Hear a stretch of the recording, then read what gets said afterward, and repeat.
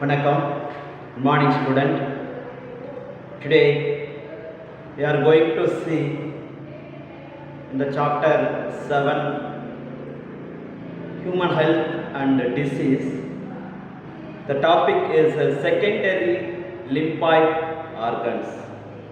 Secondary or peripheral lymphoid organs. In the previous class, we see primary lymphoid organs, thymus, bone marrow, bursa, fabrics. In this class, we are going to see secondary lymphoid organs or secondary lymphoid organs like spleen, tonsil, Peyer's patches. இந்த மாதிரி types எல்லாம் நம்ம இந்த கிளாஸில் பார்க்க போகிறோம். First secondary lymphoid organs அப்படின்னா என்ன அப்படிங்கிறத தெரிஞ்சுக்குவோம். செகண்டரி லிம்பாய்டு ஆர்கன்ஸ் எங்கெல்லாம் இருக்குன்னா இட்ஸ் ஸ்பார்ஸ்லி ஃபவுண்ட் இன் த பாடி, உடம்பு முழுவதும் பரவி காணப்படக்கூடிய ஒன்றாக பார்க்கலாம். எது அப்படின்னா secondary R peripheral lymphoid organs. எந்த இடமெல்லாம் ஆன்டிஜன் என்ட்ராகக்கூடிய இடம் இருக்கும் அங்கெல்லாம் ஆன்டிஜன் லோக்கலைஸ்டு, எந்த இடம்லாம் ஈஸியாக ஆன்டிஜன்களால் உள்ள வரக்கூடிய இடம் இருக்கோ அந்த இடங்களிலெல்லாம் இது இருக்கும். அதான் சார் ஆன்டிஜன் லோக்கலைஸ்டு ஏரியா அப்படின்னு சொல்லுவோம். இந்த அதில் என்ன இருக்கும் அப்படின்னு பார்த்தோம்னா it can be effectively exposed to the, அதை எஃபெக்டிவாக எதிர்கொள்கிறது எதை பயன்படுத்தி அப்படின்னா லிம்போசைட்ஸை பயன்படுத்தி. எதை பயன்படுத்தி? லிம்போசைட்ஸை பயன்படுத்தி. ஓகே, இங்கே நம்ம ஒரு 2 மார்க் கேட்பாங்க. List out the secondary lymphoid organs. ரொம்ப முக்கியமாக தெரிஞ்சுக்கணும். Lymph nodes, lymph node, appendix, Peyer's patches, Peyer's patches of gastrointestinal, Peyer's patches of gastrointestinal and tonsil, adenoids, spleen. என்னென்னலாம்? lymph node, appendix, Peyer's patches of gastrointestinal tract, tonsil, adenoid and spleen. இதெல்லாம் என்னது? Secondary lymphoid organs. Primary lymphoid organs bursa, Fabricius, thymus, bone marrow, அந்த 3 பார்த்தோம் இல்லையா? அதே போல இது அனைத்தும் செகண்டரி லிம்பாய்டு ஆர்கன்ஸ். இந்த கீழே ஒரு 3 அப்ரிவியேஷன் கொடுத்துருக்கோம். இந்த கேஸ்ட்ரோ இன்டெஸ்டினல் ஏரியாவில் பார்த்தோம், பெயர் பேஜஸ் இதெல்லாம் பார்த்தோம் இல்லையா? இப்போ ஒவ்வொரு ஏரியாவும் ஒரு குறிப்பிட்ட டிஷ்யூ அமைப்பு இருக்குது. அந்த அடிப்படையில் மால்ட் அப்படின்னா இந்த எக்ஸ்பென்ஷன் 3 மார்க்கில் நமக்கு எக்ஸாமில் கேட்பாங்க, அது 2 மார்க்கில் கேட்பாங்க. மால்ட் அப்படின்னா mucosal associated lymphoid tissue. GALT அப்படின்னா gut associated lymphoid tissue. BALT அப்படின்னா பிராங்கைட்டிஸ்னா lungs, bronchitis associated lymphoid tissue, bronchitis associated lymphoid tissue அப்படின்னு சொல்லுவாங்க. ஜஸ்ட் ஒரு இன்ட்ரோடக்ஷனா.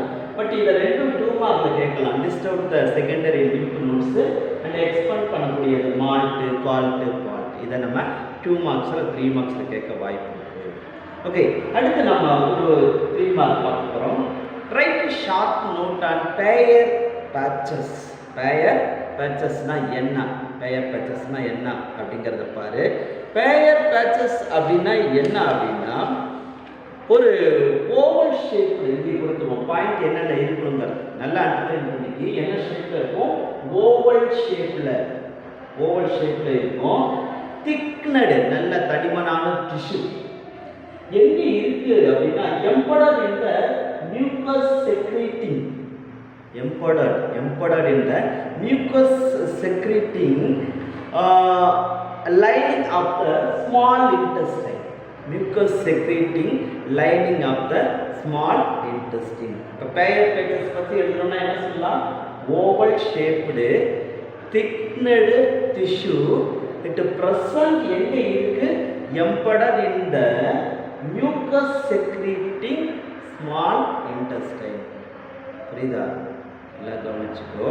பெயர் பேச்சஸ் எப்படி இருக்கும்? ஓவல் ஷேப்டு thickened tissue எங்கே இருக்கு? லைன் எந்த இடத்துல? embedded in the mucus secreting lining of the small intestine. Okay, ரெண்டாவது क्वेश्चन நம்ம பார்க்க போறது what is tonsil? டான்சில்னா என்ன? பாலட்டிங் உள்ள அன்னம் அப்படின்னு நம்ம சொல்லியிருக்கோம் இல்லையா? உள்ள அன்னம், அந்த பாலட்டிங் அந்த பகுதியை சொல்லணும். a pair of tissue, tonsil அப்படிங்கிறது a pair of soft tissue located at the back of the thorax. இந்த thoracic பின்புற பகுதியில் பார்க்க முடியும். இது என்ன வேலையை பண்ணுது அப்படின்னா which help fight infection. which help fight infection. tonsil அப்படின்னா a pair of soft tissue எங்கே இருக்கு? located at the back of the thorax which help the fight infection. நோய்க்கு எதிராக செயல்படக்கூடிய ஒன்றாக இருக்கு. அது நம்ம அடுத்து பார்க்க போறது spleen. ஸ்ப்ளீன்னா என்ன அப்படின்னா it is located in the upper part of the abdominal cavity. abdominal cavity இந்த உணவு குடல் பாதை இருக்கு, அந்த இடத்துல காணப்படும்.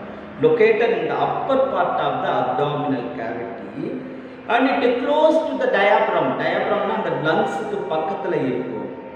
and it close to the diaphragm. located in the upper part of the abdominal cavity and close to the diaphragm. spleen contain B lymphocytes இருக்கும், T lymphocytes கொண்டிருக்கும். B lymphocytes இருக்கும், T lymphocytes இருக்கும். இந்த பாயிண்ட் ஒரு 1 mark அடுத்து underline பண்ணிக்க. it bring humoral and cell mediated immunity. humoral அப்படின்னா the immunity எங்கே நடைபெறும் அப்படின்னா பிளட்டில். செல் மீடியேட்டட் இம்யூனிட்டினா T செல்ஸ் மட்டும் டைரெக்டாக வைரஸை தாக்கி அழிக்கக்கூடிய வேலையில. இப்போ அந்த 2 விதமான வேலையுமே எது செய்யும் அப்படின்னா ஸ்ப்ளீன் செய்யும். இப்போ ஸ்ப்ளீனை பற்றி 3 மார்க்கில் கேட்கலாம். Write a short notes on spleen. எங்கே இருக்கு? It located upper part of the abdominal cavity and close to the diaphragm. இந்த spleen contain B and T lymphocytes. So the immunity are actively by the bring humoral and cell mediated immunity அப்படின்னு நம்ம அந்த இடத்துல வார்த்தை கொடுக்குறோம். அடுத்து நமக்கு ஒரு 5 மார்க் பார்க்க போகிறோம்.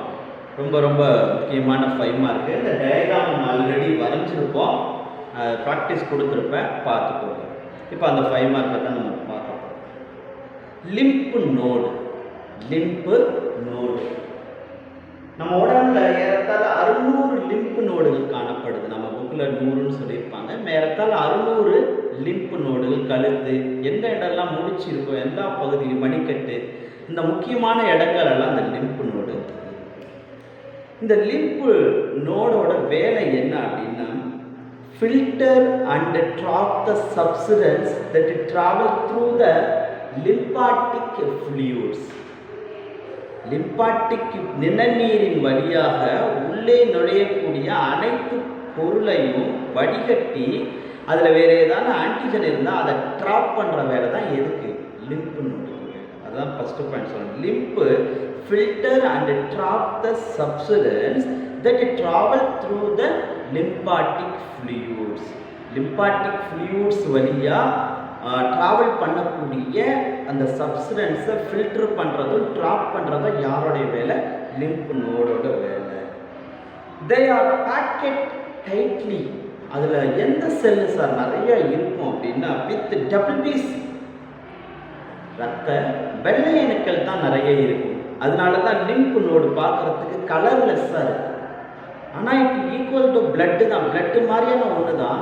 ஆனால் இதில் என்ன இருக்காது அப்படின்னா RBC இருக்காது. எது இருக்கும் அப்படின்னா WBC மட்டும் இருக்கும். அதுதான் அந்த இடத்துல they are packed tightly with WBC. என்னென்ன இரத்த வெள்ளையணுக்கள் லிம்பில் காணப்படும் 1 மார்க்கில் கேட்பாங்க. Macrophage and lymphocytes.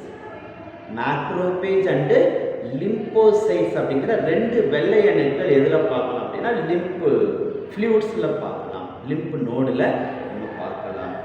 There are hundreds of lymph node found throughout the body. 100க்கும் மேற்பட்ட லிம்ப் நோடு நம்ம உடம்புல இருக்கு அப்படின்னு சொல்றாங்க. They are all connected through the lymphatic vessels. அதுக்குன்னு ஒரு தனி குழாய் அமைப்பு இருக்கு. அது மூலமா ஒன் ஆன் ஈச் ஒன் இன்னொன்று என்னவாகுது கனெக்ட் ஆகுதுன்னு சொல்லுவாங்க. They are connected to one another by ஒன்று எதோட கனெக்ட் ஆயிருக்கு அப்படின்னா லிம்பாட்டிக் வெசல்ஸ் மூலமா கனெக்ட் பண்ணப்பட்டிருக்கு.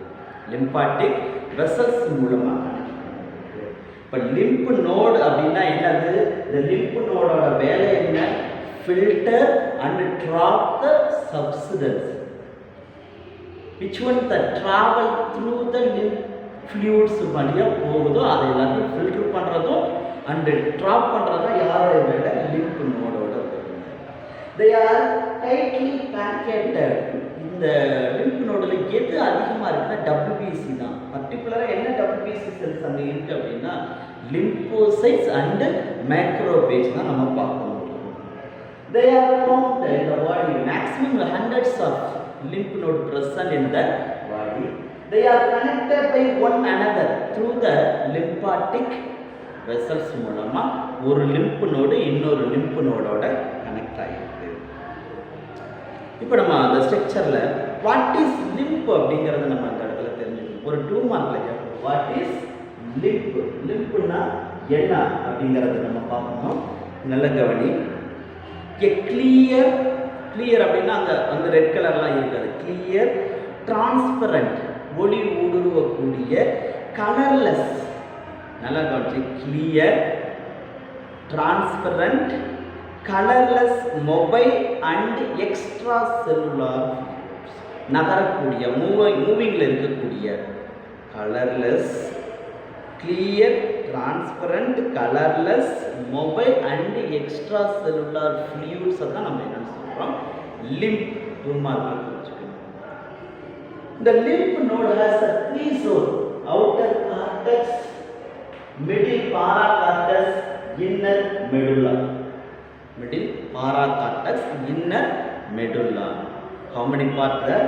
Outer cortex, middle paracortex, inner medulla. Inner medulla அப்படின்னு நம்ம சொல்றோம். இங்க ஒவ்வொரு இடத்துலையும் ரொம்ப முக்கியமானது இந்த அவுட்டர் மோஸ்ட் லேயர் அப்படின்னு நம்ம எதை பார்க்கறோம்னா cortex is the outermost layer. It has B lymphocyte, macrophage and tantric cells. என்னென்ன செல்ஸ் இருக்கும்? B lymphocytes, macrophage and tantric cells. ரெண்டாவது நம்ம பார்க்க போகிறது பாரா கார்டெக்ஸ். இட் பினீத் எங்கே இருக்குது அப்படின்னா இட் பினீத் த கார்டெக்ஸ். கார்டெக்ஸுக்கு அடியில் இருக்கக்கூடியது தான் நம்ம என்னென்னு சொல்கிறோம்? பாரா கார்டெக்ஸ்ங்கிறோம். It richly popularised T lymphocytes மட்டும்தான். 1 மார்க்கில் கேட்பாங்க, கொஞ்சம் தெளிவாக ஞாபகம் வச்சுட்டு. கார்டெக்ஸில் B லிம்போசைட்ஸும் இருக்கும், அது B லிம்போசைட்ஸ் மட்டும்தான் இருக்கும். மேக்ரோபேஜ், டேண்ட்ரிக் செல். அதே போல் பாராகார்டெக்ஸ் ரிச்லி எந்த லிம்போசைட்ஸ் மட்டும்தான் இருக்குன்னா T லிம்போசைட்ஸ் மட்டும்தான் இருக்கும். 1 மார்க் எக்ஸாமில் கேட்பாங்க, நல்லா பார்த்துக்கோ. கார்டெக்ஸில் B லிம்போசைட்ஸ் மட்டும், பாராகார்டெக்ஸில் T லிம்போசைட்ஸ். நல்ல 1 மார்க் ஞாபகம் வச்சுங்க. T lymphocyte and dendritic cells பார்க்கலாம். அடுத்தது நம்ம பார்க்க போகிறது medulla. It is the innermost layer sparsely populated by lymphocytes.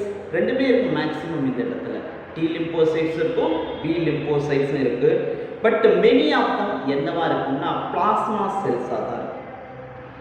இங்கே என்ன சார் பிளாஸ்மா செல்ஸ் அப்படின்னு ஒரு பாயிண்ட் வரும்.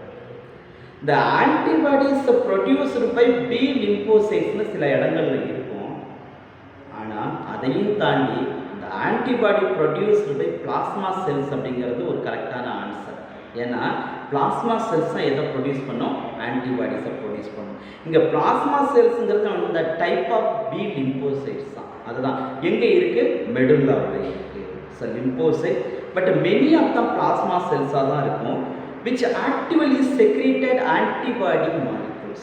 So actively secreted antibody molecules when the lymph enter the slowly through peripheral cortex, paracortex, medulla அப்படி உள்ள நுழையும் பொழுது giving a sufficient chance, நிறைய சான்ஸ் வந்து மெதுவாக ஸ்லோவாக கார்டெக்ஸ், மெடுல்லா, இது பாராகார்டெக்ஸ், மெடுல்லான்னு அப்படியே இந்த லிம்ப் ஃப்ளூயிட்ஸ் ட்ராவல் பண்ணும்போது it's giving the sufficient chance, நிறைய சான்ஸ் கொடுக்குறோம். அதில் ஏதாவது ஃப்ளூயிட்ஸில் ஏதாவது சப்ஸ்டன்ஸ், அன்வான்ட் சப்ஸ்டன்ஸ் இருக்கா அப்படிங்கிறத பாக்கோசைட் செல்ஸு அண்ட் டேண்டிக் செல்ஸால் ஈஸியாக ட்ராப் பண்ண முடியுது, பிடித்து கொள்ள முடியுது அந்த ஆன்டிஜனை.